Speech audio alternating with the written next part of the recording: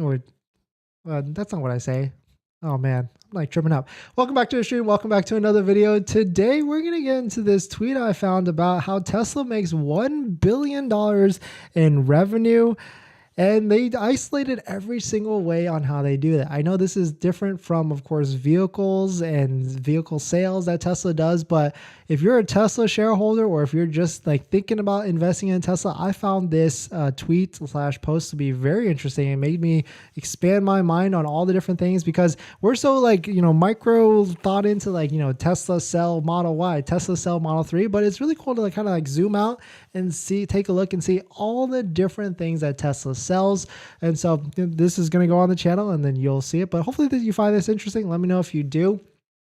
And also, I want to know, like, are you a Tesla investor as well on top of it? Did you buy Tesla stock after you bought your Tesla car, or you're not into Tesla at all? You're like, I just want to buy the car. Like, it's not for me. But if you're just joining in, my name is Dennis. I love talking about Tesla hacking, as I like to call it, but basically talking about getting the best possible deal at the best possible price, or just getting really good financing on your Tesla. So if you're interested in any of that, please hit that subscribe. And today's video is actually sponsored by my Patreon link down below in the description, but more on that later. I got the right jacket on too. Perfect. All right, so let's just jump into it.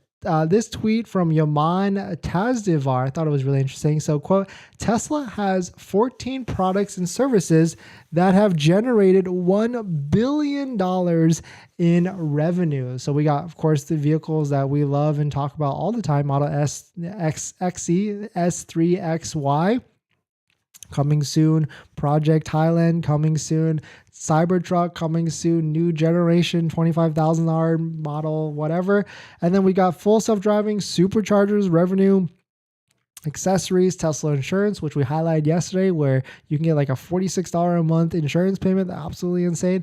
Solar panels, solar roofs. I mean, that power walls, MAGBAK, used cars. You can't forget about that. Service. I'm not sure if service is a profit center, like if it actually makes profit, but yeah, for sure. Because service on an EV, that's the thing with buying electric vehicles.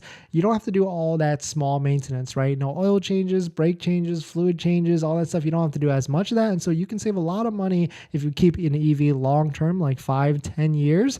But of course, there are things like warranties, batteries, and all that stuff that could be a long-term thing. But so yeah, maybe they do make money. But coming soon to this, virtual power plants, robo-taxis, which they've been talking about robo-taxis for a long time, Cybertruck here as well, and then of course Tesla semi, which, definitely a lot of crazy stuff. But this is the chart that really just opened my mind to like a bunch of stuff. Like, look at all these different things that Tesla is in, or at least trying to do, or trying to get into, and all the potential revenue that could come from that. We've got transportation, of course, as a full, okay, we've got boats right here. I don't think that's actually true, but because it wasn't that like fact checked and it was wrong. But anyways, power trucks, powertrain trucks, seats.